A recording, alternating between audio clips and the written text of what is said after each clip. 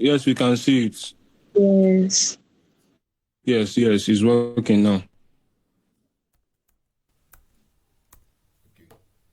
So I was talking about cloud computing and the significance of cloud computing. Um, these are the few benefits of using cloud computing.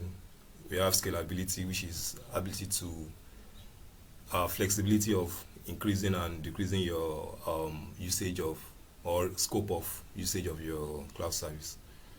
Um, for example, if you are using a cloud service like storage, the one we want to take a look into today, and suddenly there is increase in the amount of file or the amount of things you are using on the cloud storage, it will accommodate that and bill you for it later.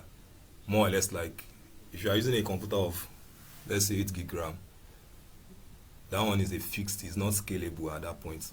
If you want to scale your memory, you have to add another chip, another RAM to it. But this for this in case of cloud service, there's increase in functionality and performance of system without necessarily have to like go through the stress of configuring again. So that's the elasticity and scalability of cloud services. Reliability, they are available, highly available and fault tolerant.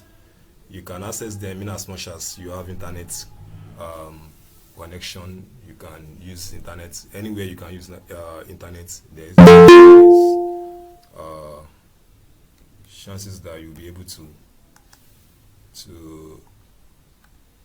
sorry.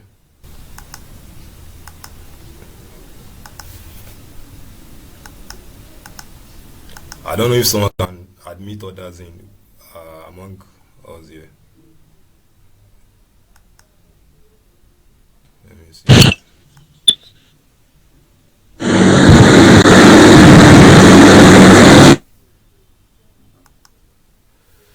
So, without wasting much of our time on this, let's move to the next slide. So, AWS is one of the cloud service providers.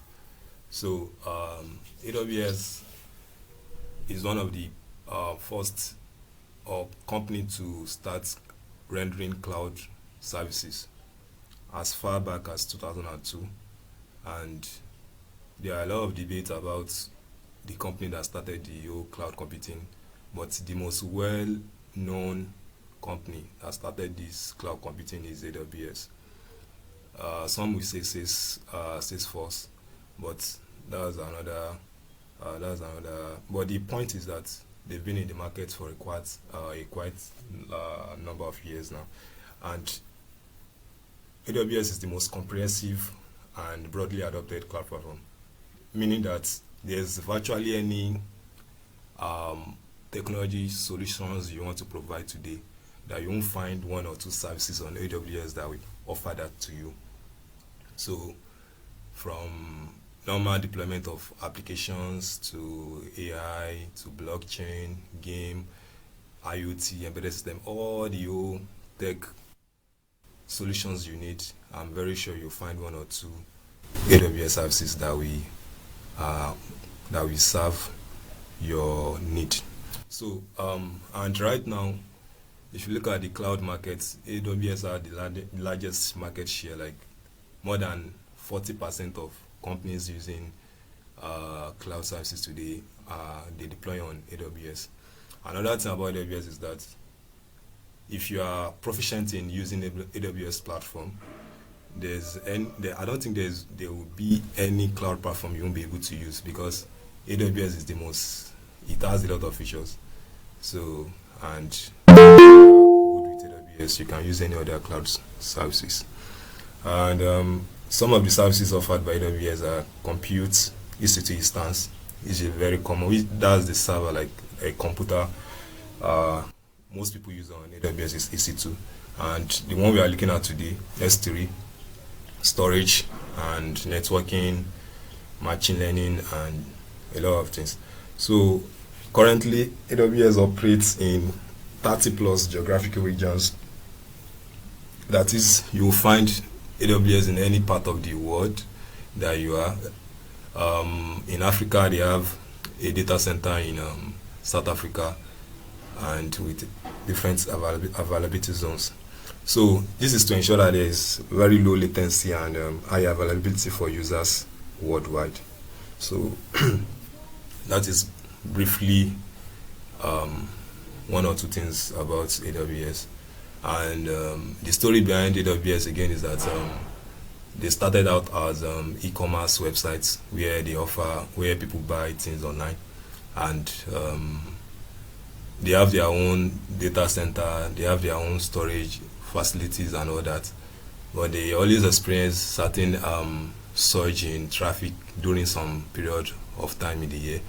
So as a result of that, they have to like purchase more servers, like more computers, to ensure that whenever there is high traffic, those servers we be able to take in all those. But at the end of the day, after that particular day, they realize that those servers will be useless because there won't be much traffic compared to those days.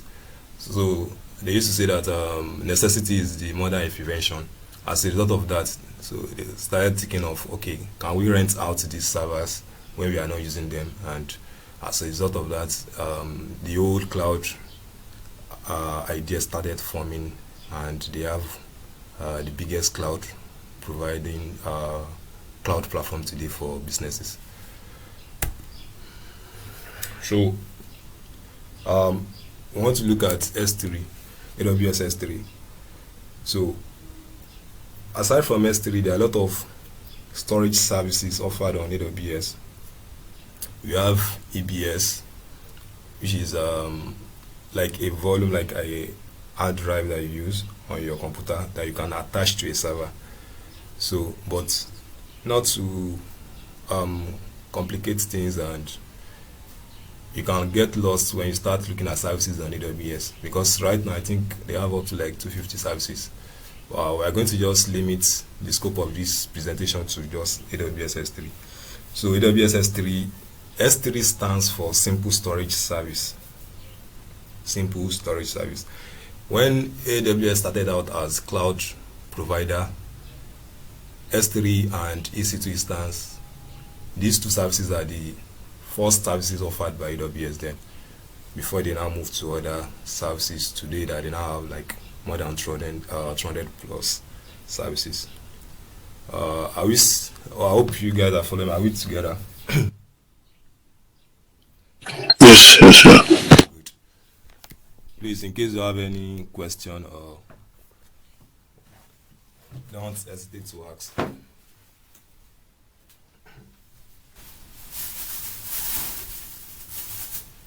So, S3 stands for Simple Storage Service. It's an object storage service that offers industry-leading scalability, data availability, security, and performance. S3 is designed for 99.11 nines. Yeah, that's one of the like common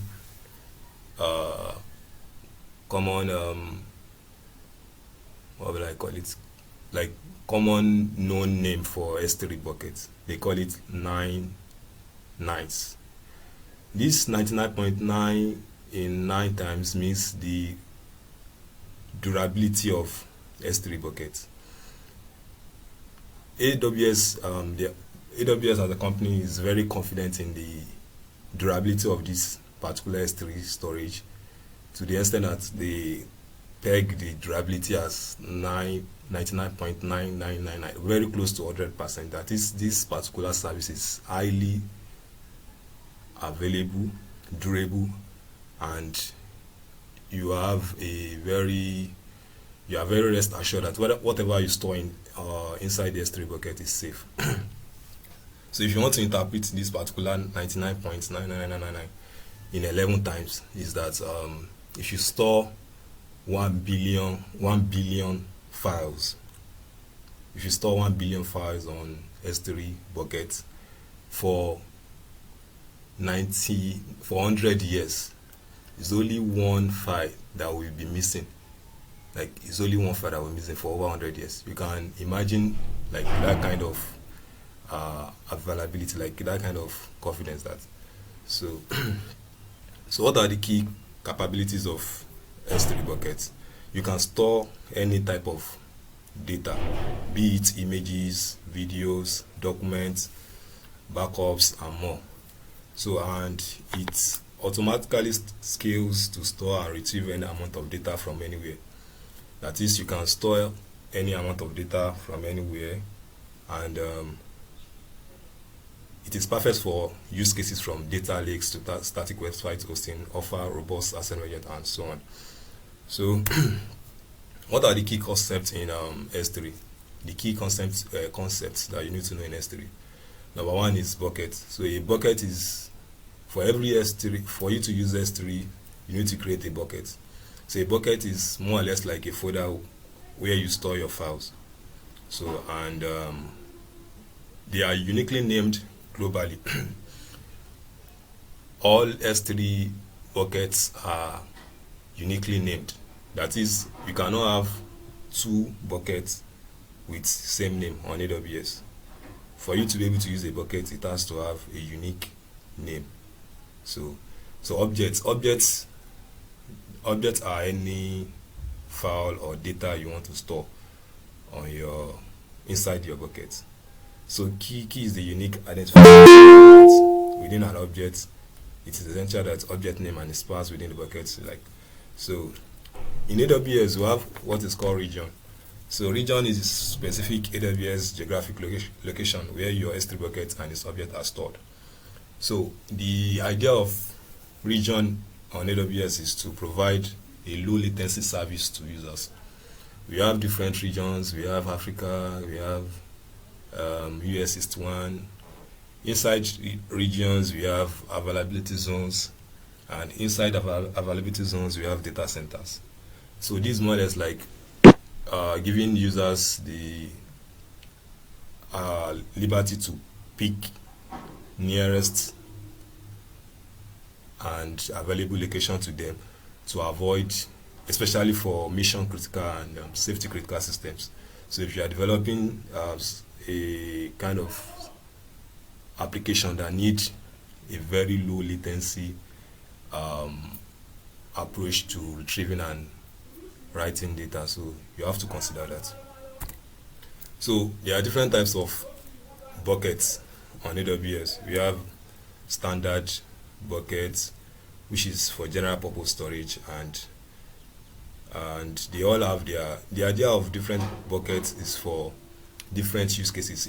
I mentioned low latency and some other things.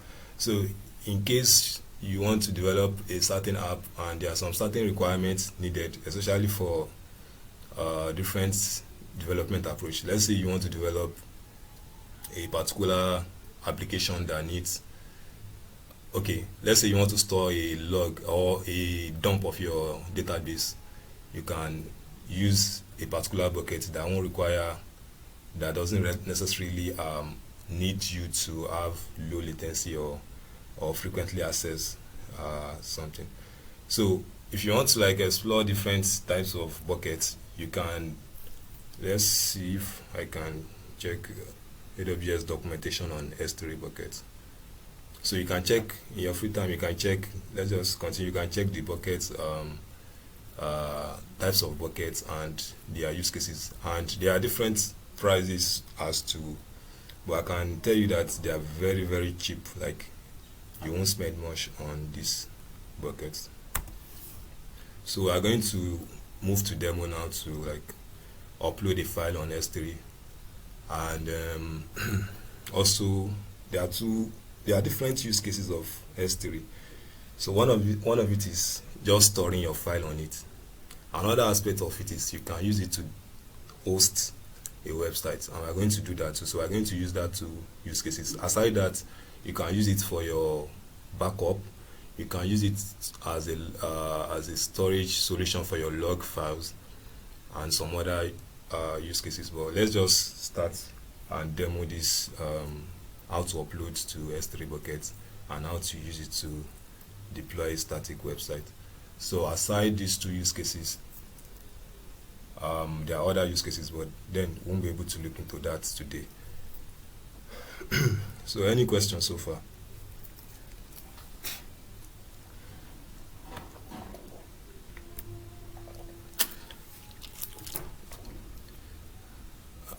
hope I'm audible enough. Any question? No question. Some people want to join.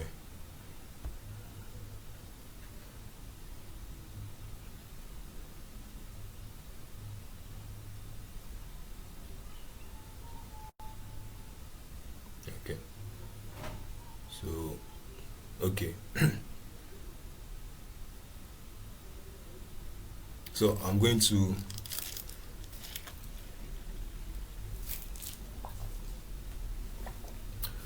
for you to make use of for you to make use of AWS, you must have opened an account with on AWS. So the first thing is we are going to go to the website, to the cloud platform, which is aws.amazon.com.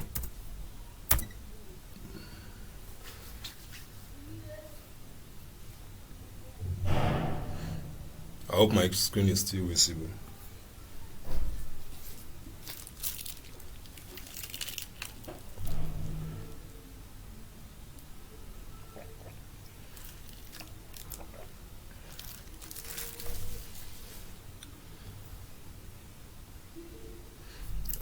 Network.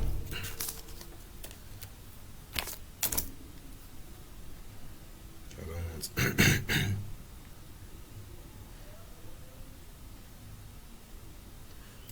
I don't know what's wrong with.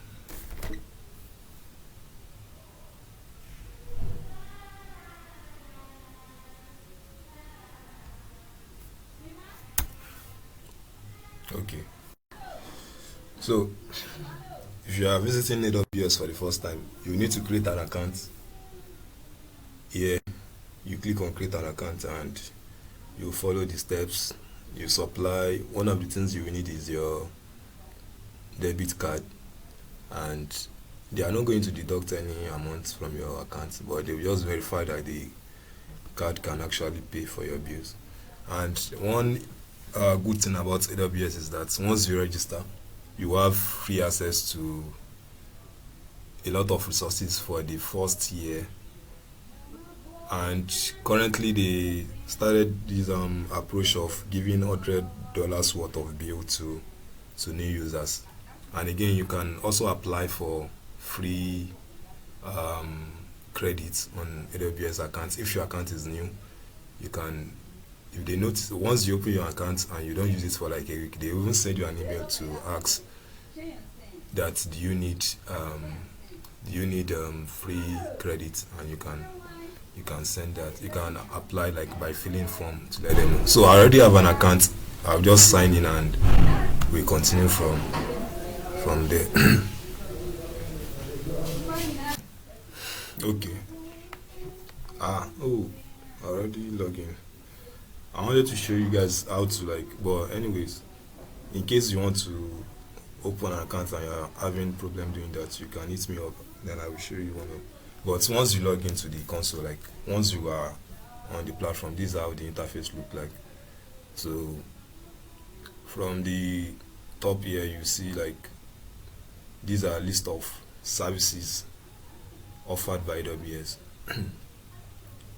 And these ones, they are categorized, they are not one single. On analytics alone, you can see that there are a lot of different services here that you can use. Especially these services are related to analytics when you talk of big data and all that. So these are the list of services offered. But for us, we are looking at storage. Instead of you looking from one category to another to determine what you want, in as much as you know the name of the service you want to use, you can just come to this search bar and search for it. S3, you start search S3. So you see scalable storage in cloud, that's S3, and you click on it.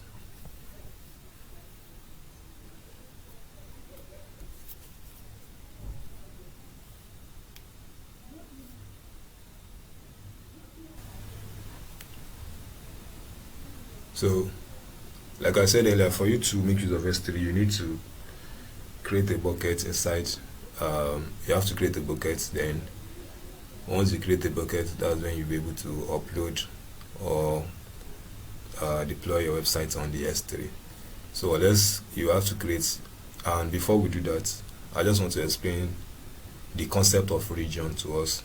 If you look at where my mouse is currently at now, you see United States, Oregon.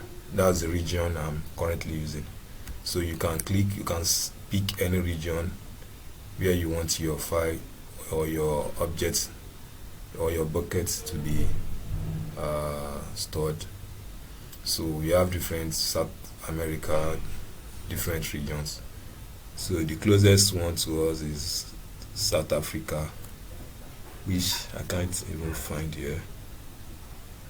But currently my account, there are 60 regions that are not enabled for this account because I'm using IAM user, and I don't know, for whatever reason there are some other 16 regions that are not here. So I'm sure part of it is the Africa region where we have South Africa. But let's just make use of this particular region, US West 2, so which is Oregon in United States. And,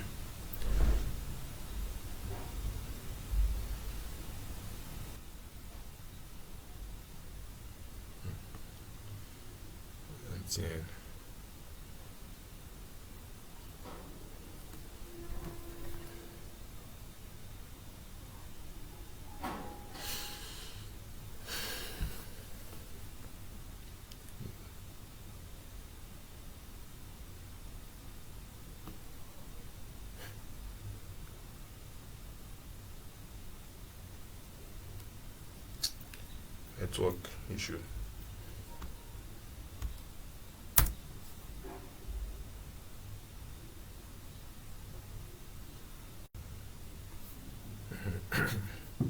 So let's go ahead and create a bucket.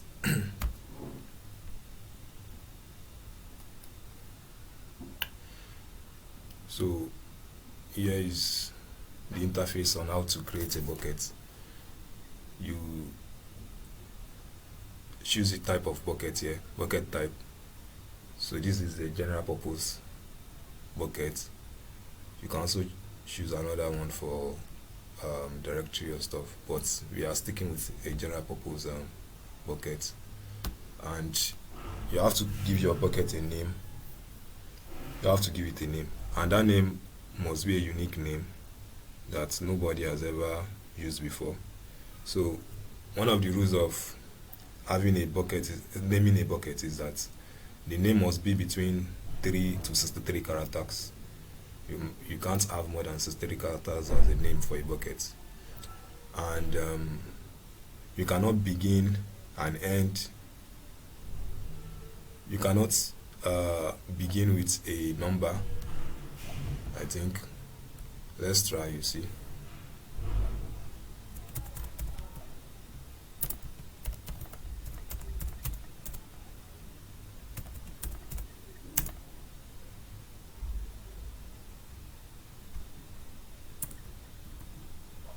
Okay.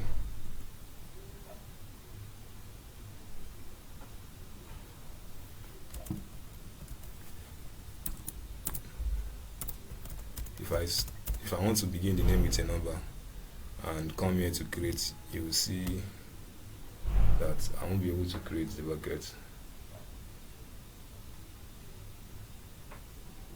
Wow. So you can use a number now. Wow, that's good. So you can use a number to start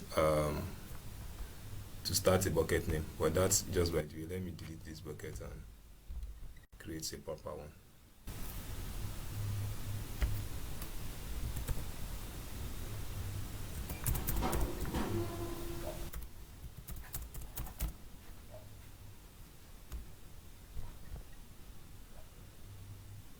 Are we together? Yes, sir.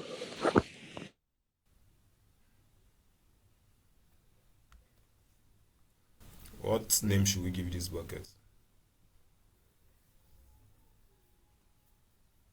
Anyone?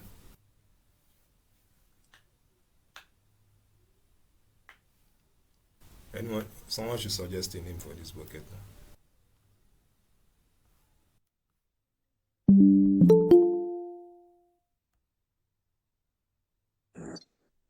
Sen 510. Bucket with that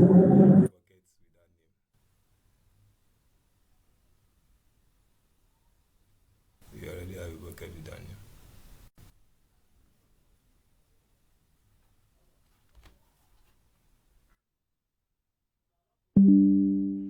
Star Wars 583. Yeah. I didn't get that. Star Wars 583. Star Wars 583.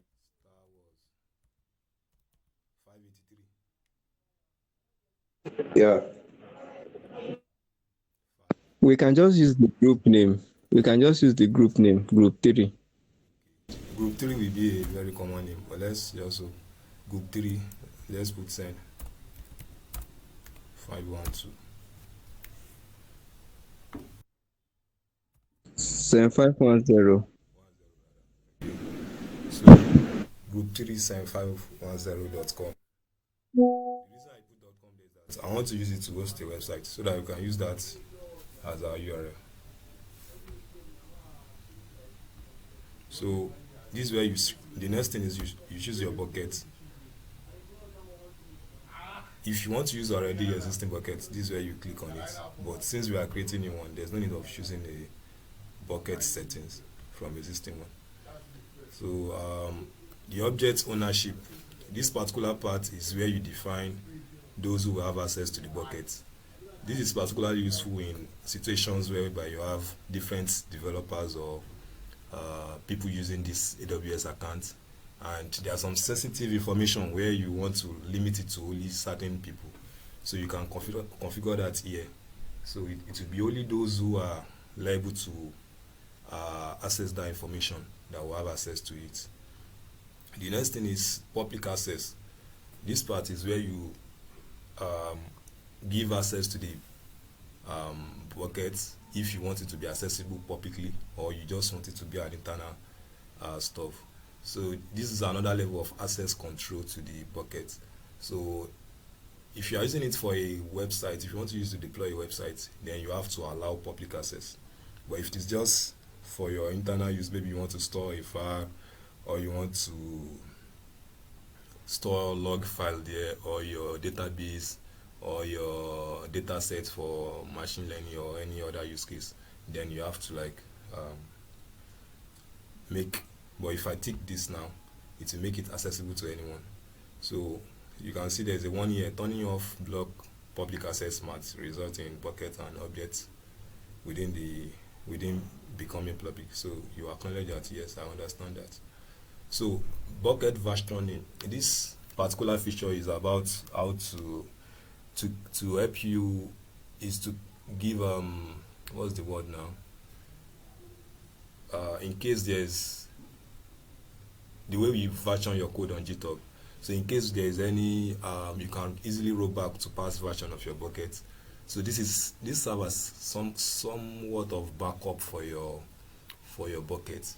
So in case there's any modification to the bucket, you can easily track back to history of that bucket and recover what To what? So the tag here is used to just identify a bucket. So you can tag that. I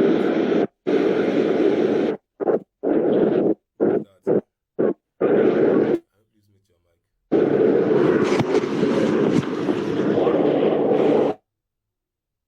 So as I was saying, tags are used to identify buckets.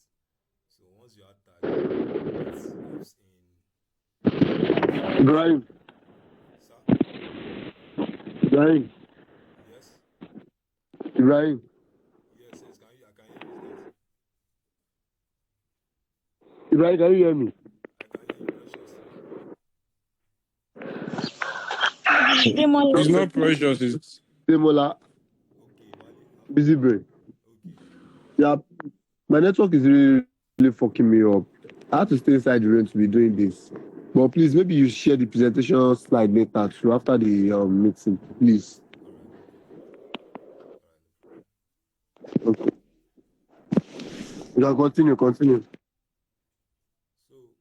So I was talking about the tags. So tags are used to identify your buckets on once you have, maybe you have different in this, the best case, like the best use case for tags is that, let's say we have a company that has different departments, and in each department they have files that they store on different buckets on S3. So for you to identify the ones that belong to a particular department, you can tag it. Let's say like in SOC now, we have software engineering, we have cybersecurity, then you can add a tag of, okay, this particular bucket belong to SEN, this one belong to CYS, and so on. So that is about tags. Then encryption, this is more or less, this is server side. This one is provided by AWS to ensure that there is proper security for your objects, that is whatever you store inside your bucket. So there are more advanced settings here which you can link into. So this object lock, this one enables that once you enable this, nobody will be able to delete or alter any object you have in your bucket. This will allow more security for the objects inside the bucket. So, and you can also do this by writing a policy using JSON for the bucket. There's another aspect of all these features that we are looking into right now. You can do that using, we'll look into that very soon, which is using policy on AWS. So policy is more or less like a way of defining how a particular service can be used on AWS. So you use JSON to write your policy. So right now, let's just create the bucket, and because of our time, I don't want us to spend more than an hour, and we have like 30 minutes to go.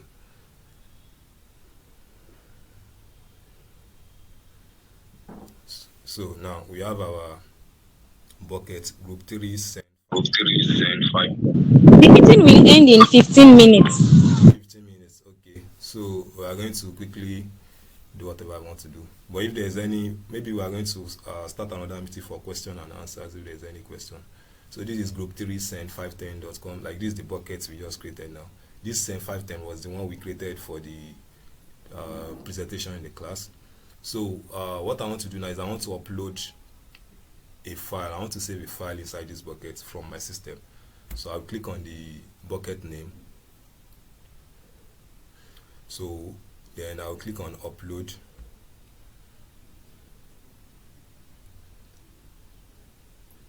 And I will click on add files here. So I'll click on add files.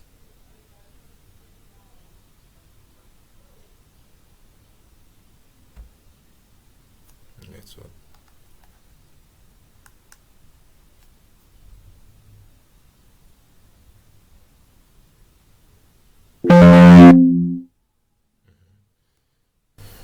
So it's open my local system storage, so I can search for the file, whatever file I want to store. So I will store this presentation slide on the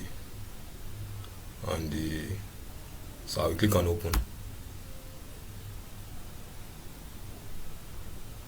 So then I will click on upload.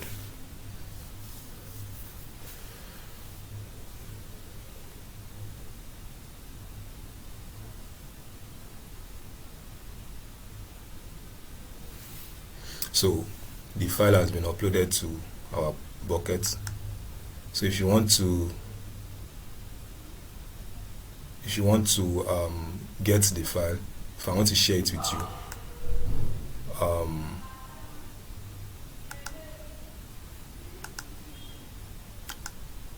I can share the URL with you, and you'll be able to view this particular file. So I will paste the URL on the chat for us to be able to access that.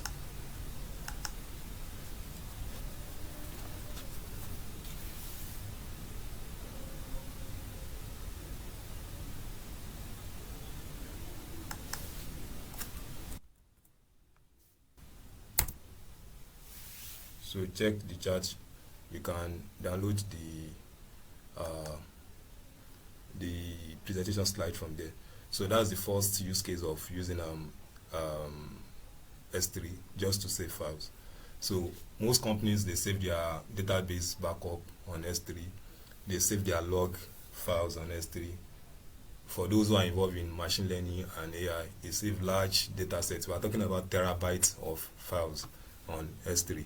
And the only limit to what you can save on S3 is that the object you are saving must not be more than 5 terabytes. Like this single file that I save here, this one is around 4.5 megabytes. But in case you have, your object must not be more than 5 terabytes. And for you to save a 5 terabyte file at once, it must be a very huge something. So, but of course, there are some files like when you look at e-commerce websites or all these big companies, they can have large data set and they want to save on this. So what you do in that case is you split that file into different this thing. So another thing is that we want to use S3 to deploy a static website. And for you to do that, the first thing is you click on the bucket. Let's start from here again. This is the bucket, send group 3, send 510. Once you click on the bucket, you upload your website file, your code. You must have written your code in HTML, index.html, CSS, all those files. You upload those files to the bucket. But for me, I have just one single index.html file that I want to upload. Then you click on upload, and you click on add files.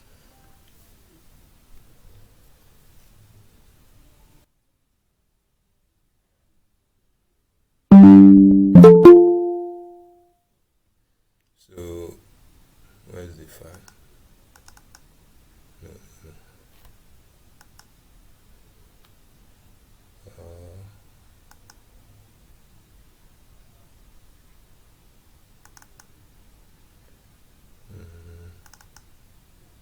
This is the file I want to. This is where my code is stored. So I want to upload that file. This is the file. So you click on upload.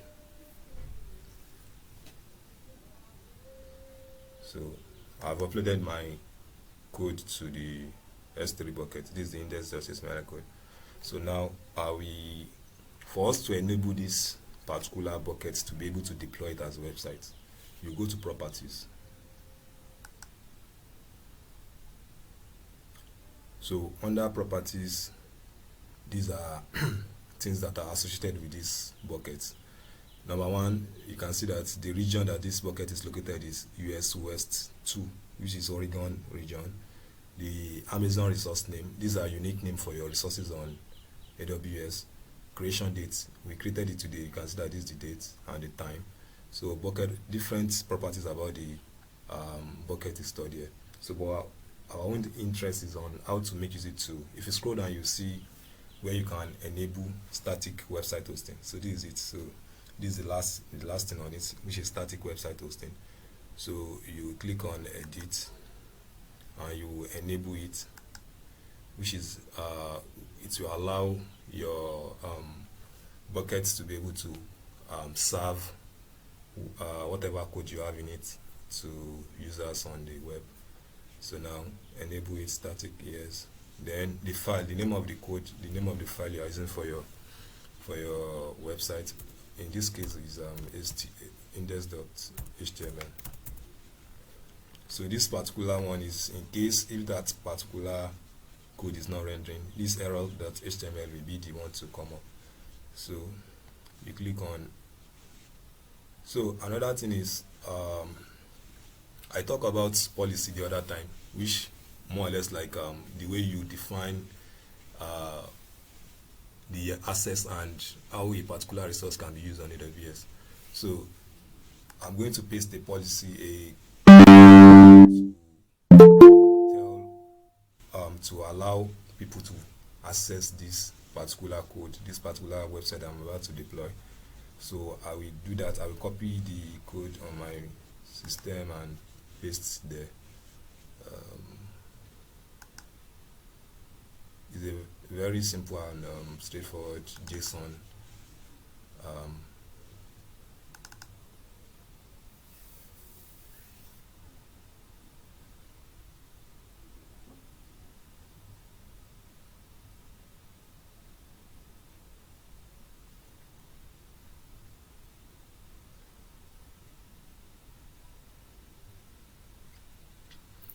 So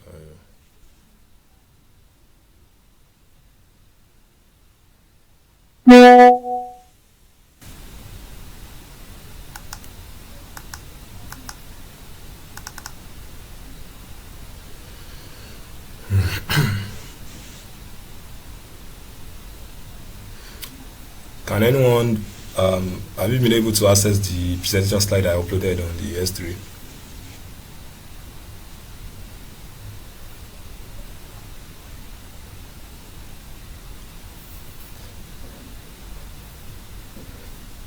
Can you hear me?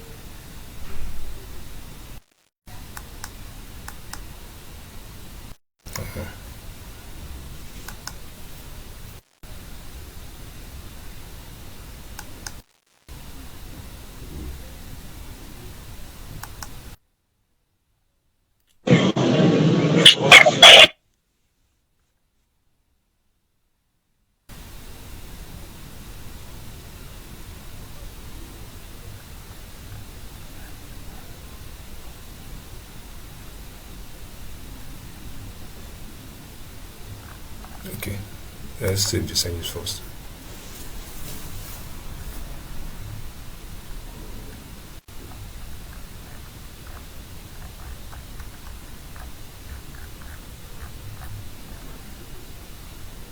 This is the link to the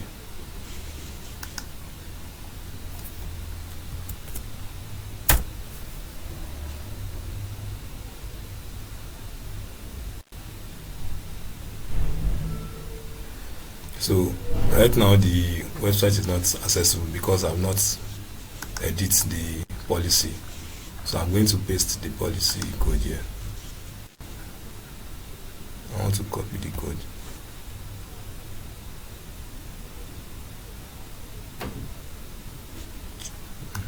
I think I have the code on my YouTube.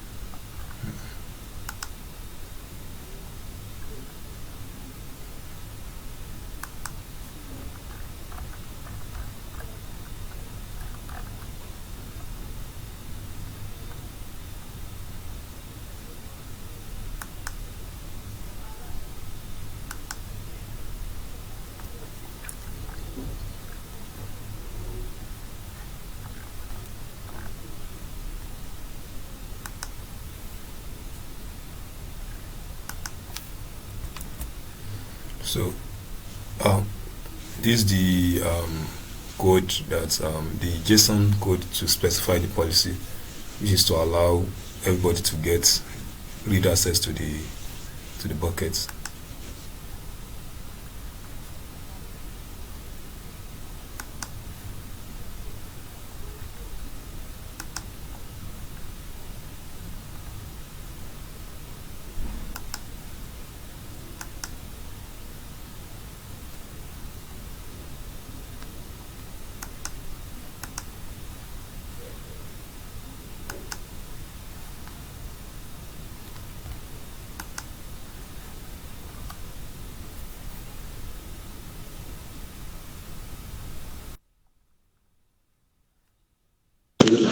Ibrahim, the meeting will end in 2 minutes. Okay. Maybe we'll have to create um, another link for the meeting.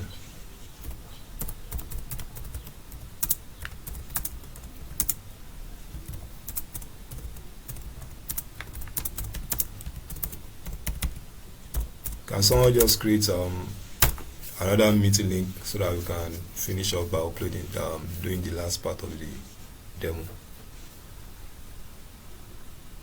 Okay, she.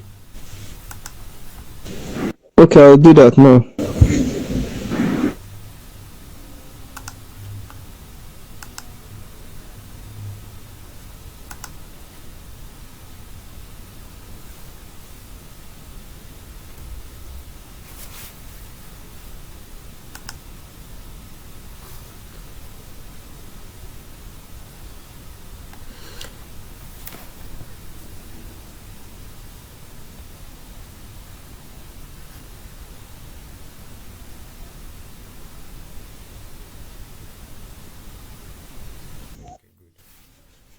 So where I stop is after you upload your, okay, let me go back to, once we've uploaded our code to the bucket, which is this index.html file.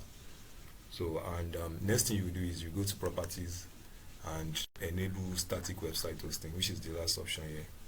So you click on edit and enable, which you've done already. So after that, you save the changes. Now, ordinarily, you should be able to share the website link, which is the one you have below. This bucket's website endpoint. This is the URL to the website. So if I share this link with you, you should be able to visit, like, see the website, the code, what I intend to publish on that. I will share it with us on the group, chat.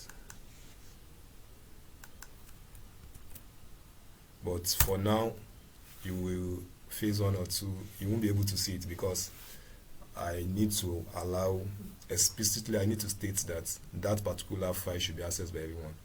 But you can try and check, and you will receive error 403, which is forbidden. That's the HTTP code for forbidden. That is, I've not I'm here to give access to anybody on the internet to visit that. But to do that, you have to edit the policy of this bucket. So you go to permissions. Under permissions here, there's this bucket policy, which is written in JSON. So bucket policies are a way of dictating how, it's not just for only S3 buckets, even on a lot of services offered by AWS, you need to write policy. For IAM, which is Identity and Access Management, you also need to write policy. But these policies are very easy to write. They are written in JSON, and they are a way of stating what is acceptable or not with the usage of that particular service. So in this case, I want to allow everybody to be able to visit my website. So I will state that in this policy. So there's a way you can, if you don't know how to write in JSON, there's a way you can make use of this particular part where you select the service, which is S3. You select S3, then from there you select the type of access you want to give. I hope my screen is visible, right? Yes, teach. Yeah. So here you can select the type of permission you want to give to people on that. So there are a lot of things you can do here. There are a lot of permission you can grant. But to save our time, I already have the code, so I will just paste that. But in case you want to learn how to use it, you can go through that statement part and you'll be able to do that. So, but let me paste the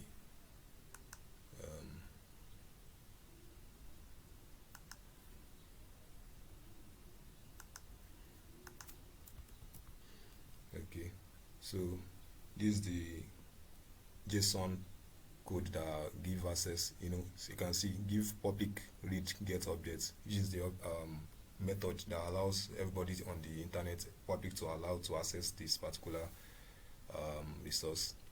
The principal is where you state the type of person or the categories of people who can access. But once you use star, that asterisk sign means that everybody and anybody can access this particular website.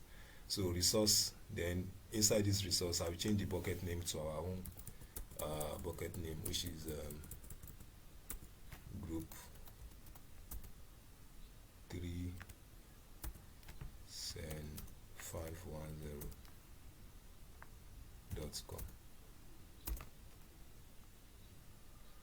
Is that correct? Yes. So then you click on save. So now you can visit that website and you'll be able to see we've successfully deployed. Let me check.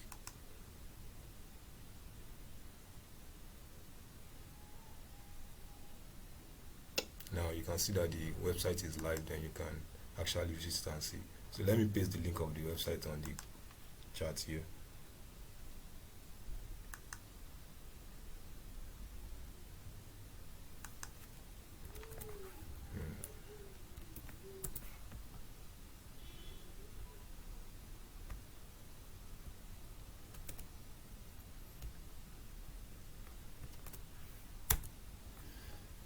So you can click on that link, so you